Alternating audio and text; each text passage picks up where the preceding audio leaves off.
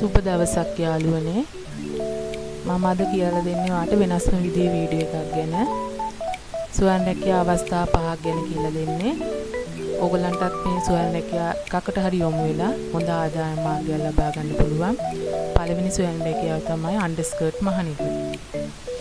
ඉතින් මේ පොඩි රෙදි කෑල්ලක් අරන් තියෙන මොකද කියලා බලන්න ඇති ඔයගොල්ලෝ. මේ අඟල් 10ක් විතර පළල ලේස් එකක් අරන් තියෙනවා මම අන්ඩර්ස්කර්ට් එක යටට අල්ලන්න. එතකොට ඒකේ ප්‍රමාණය වැඩි වෙනවා. දැන් මේක වෙනස්ම විදිහේ සුවන් රැකියාවක් කියන්න පුළුවන්. මේකට හොඳ ඉල්ලුමක් තියෙනවා. හැමදාම අන්ඩර්ස්කර්ට් එක මහන විදියට වඩා ගොඩක් වෙනස් විදිහකට තමයි මේ අන්ඩර්ස්කර්ට් එක මහන්නේ. මේකෙන් හොඳ මාකට් එකක් ලබා ගන්න පුළුවන්. ඕගලන් වැඩට යන කෙනෙක් නම් වැඩට යන ගමන් උනත් මේ වැඩේ කරන්න පුළුවන්.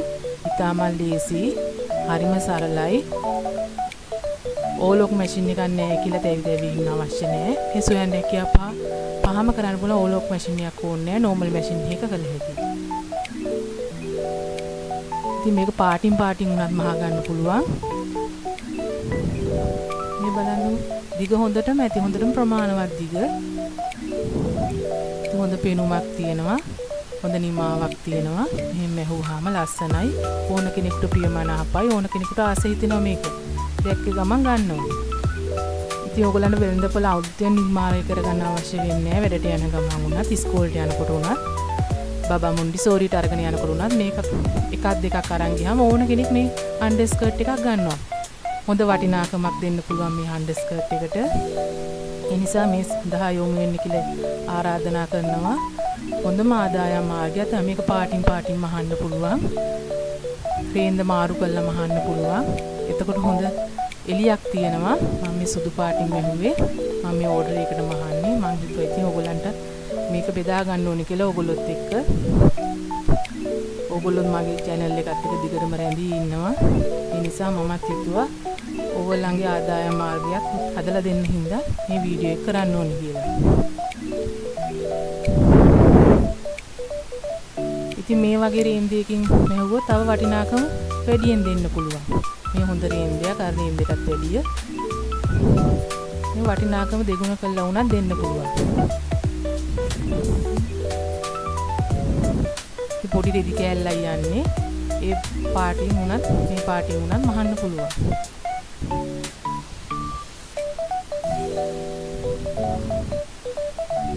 ඉතින් හොඳ වටිනාකමක් තියෙන දෙවෙනි සුවන් රැකියා අවස්ථාව තමයි දැන් මම ඕගොල්ලන්ට කියන්න හදන්නේ. ඒක බෙඩ් ෂීට් මහන එක. ඒක ඉතාමත්ම පහසුවෙන් කරන්න පුළුවන්.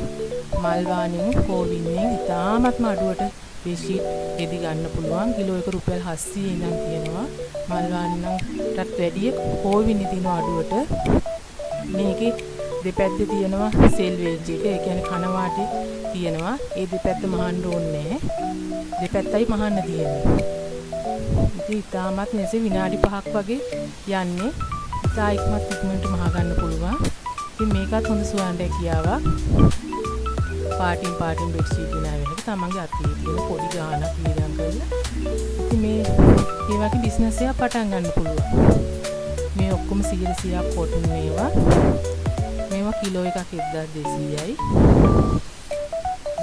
ඉතින් යාර 5 අල්ලන වෙලාවල් තියෙනවා, 6 අල්ලන වෙලාවල් තියෙනවා. රිද්ද අනුව තමයි වෙනස් වෙන්නේ. ඉතින් ඕගොල්ලන්ට හොඳ ආදායම් මාර්ගයක් ලබා ගන්න පුළුවන්. මේ දවස්වල ඉතාමත්ම ජනප්‍රියයි. මොකද අවුරුද්ද අන්තිම හැමෝම මේ බෙඩ් ෂීට් මාරු කරනවා, පාපිසි ගන්නවා, කොට්ටුර මාරු කරනවා. ඒ වගේම තමයි ඊගා සොයන් රැකියාව, තුන්වෙනි සොයන් රැකියාව කොට්ටුර මහන එක.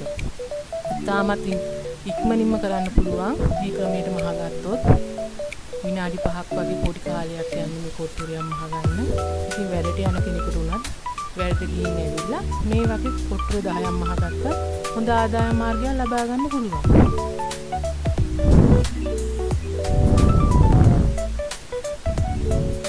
ලොකු දැනුමක් අවශ්‍ය නැහැ.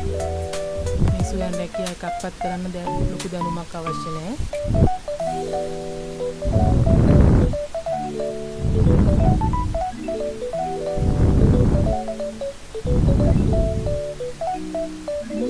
තාමත් ඉක්මනින් පහසුවෙන් මහ ගන්න පුළුවන්. මහන්සියකින් තොරව ටිකක් රෙදි ගන්න තමයි ටිකක් කාලයක් ගත වෙන්නේ. මේ ආකාරයෙන්ම ඔයගොල්ලන්ට මෙට්ට කවරයක් උනත් මහ ගන්න පුළුවන් ෂිපර් එකක් දාන්න නැතුව කොට්ටෝරයක් මහන ආකාරයට මෙට්ට කවරයක් උනත් මම කොච්චර ලස්සනද තියෙනවද බලන්නකෝ.